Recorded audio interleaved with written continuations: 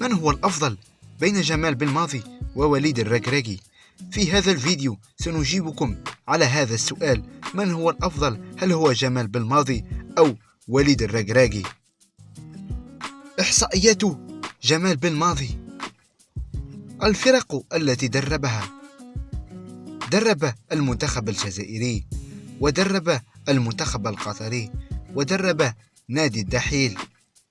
عدد المباريات 151. عدد الانتصارات 96.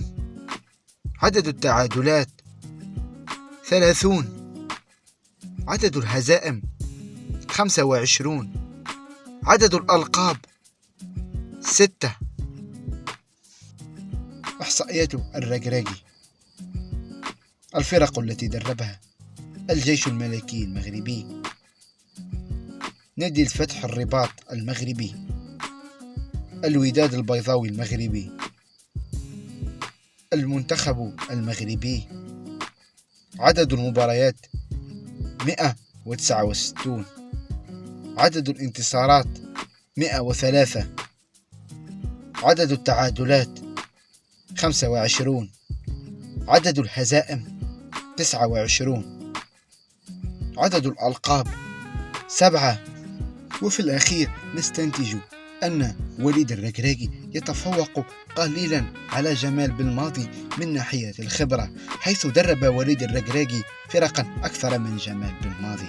لكن هناك شيء جمال بالماضي أقوى من وليد الركراكي، وهو أن جمال بالماضي يمتلك خبرة في تدريب المنتخبات، وبالدليل أنه فاز مع المنتخب الجزائري بكأس إفريقيا ومع المنتخب القطري بكأس الخليج. لكن يبقى وليد الركراكي الأفضل بتحقيقه إنجازا تاريخيا، وهو صعود المنتخب المغربي إلى نصف النهائي كأس العالم.